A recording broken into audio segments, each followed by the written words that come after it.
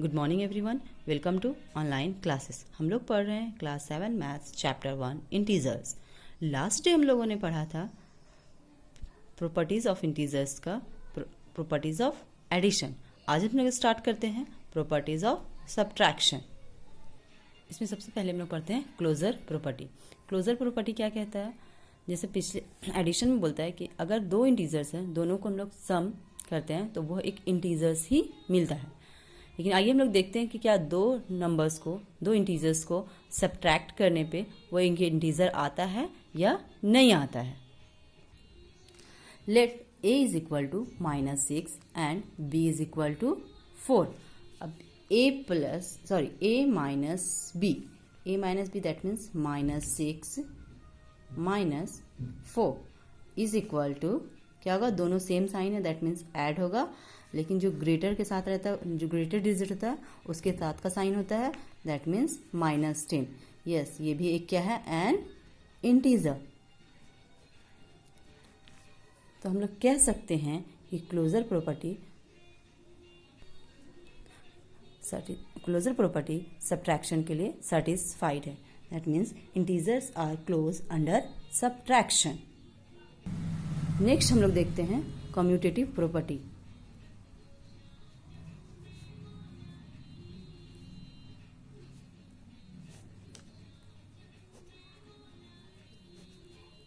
अब देखते हैं क्या कम्यूटेटिव प्रॉपर्टी सब्ट्रैक्शन के लिए सेटिस्फाइड है या नहीं है। तो आइए हम लोग एक एग्जांपल लेते हैं।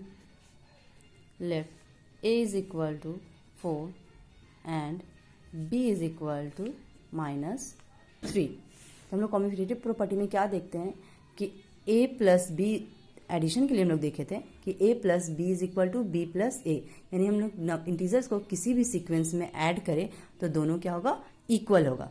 तो अब हम लोग क्या देखते हैं कि इंटीजर्स को दोनों सीक्वेंस में, किसी भी सीक्वेंस में अगर हम सब्ट्रैक्ट करेंगे तो क्या वो इक्वल होगा या नहीं होगा।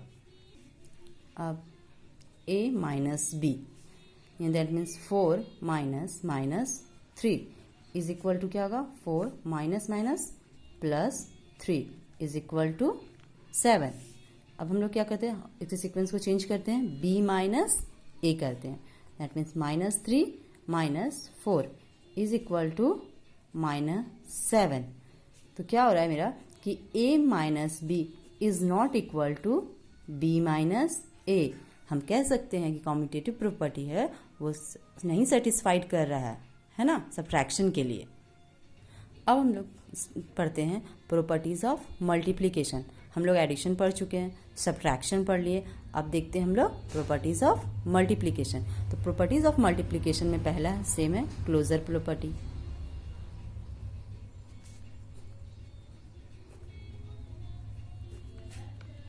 जिस तरह एडिशन में a plus b an integer आया, a minus b an integer आया, तो क्या a इंटू बी एक इंटीजर आएगा?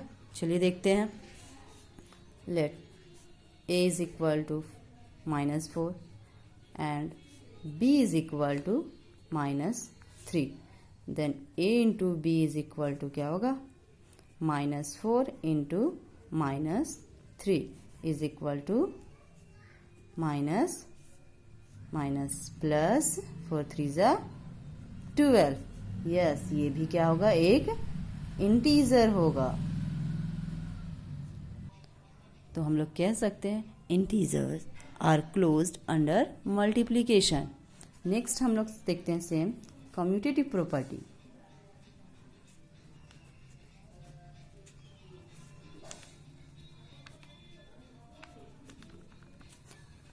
जैसे कम्यूटेटिव प्रॉपर्टी क्या कहता था कि एडिशन में कि a plus B is equal to B plus A, हम दोनों किसी भी सीक्वेंस में ऐड करेंगे तो क्या होगा? वो इक्वल होगा।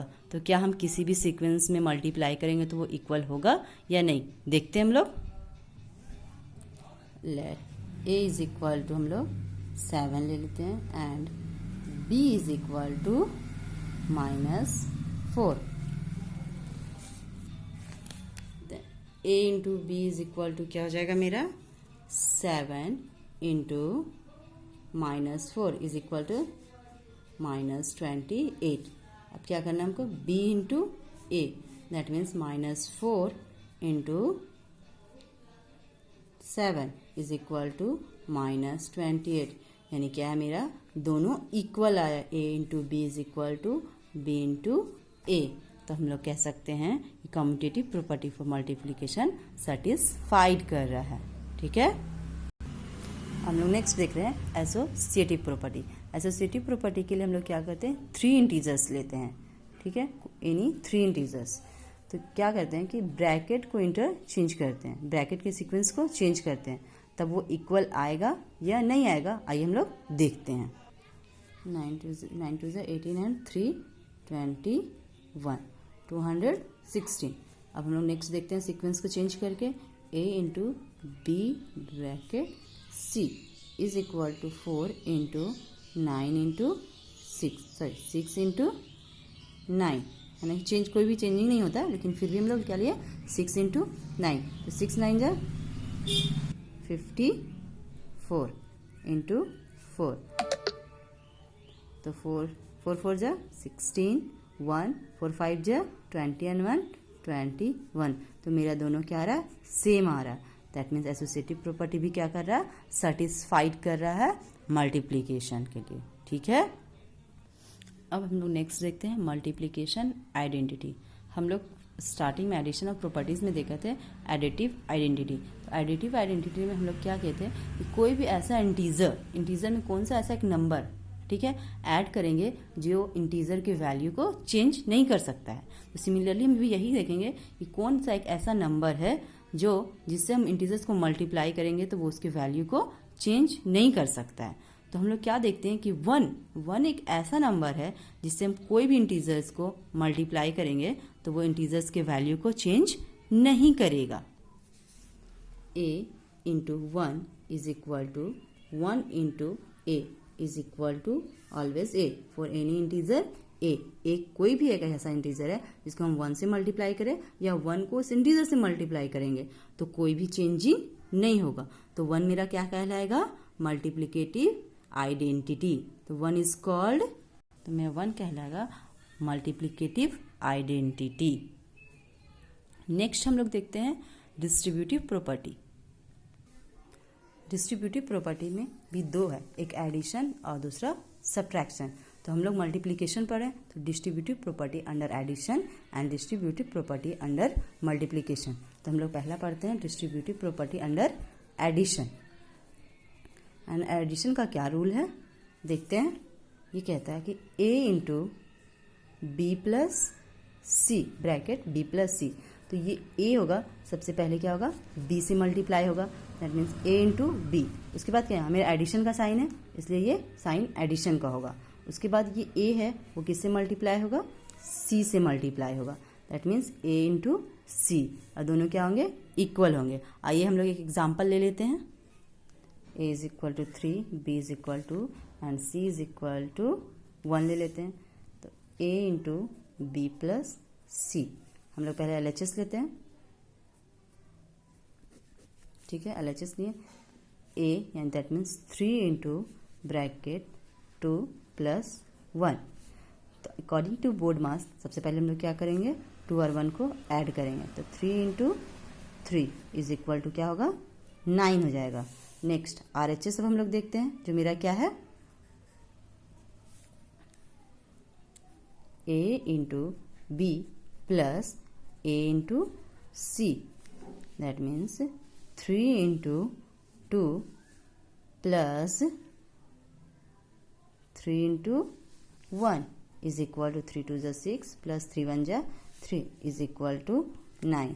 दैट मीन्स ये भी मेरा सेटिस्फाइड है डिस्ट्रीब्यूटिव प्रॉपर्टी अंडर एडिशन।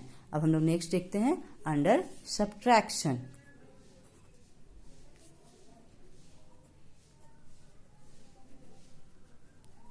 अब क्या करते हैं, सेम एग्जांपल लेते हैं हम लोग।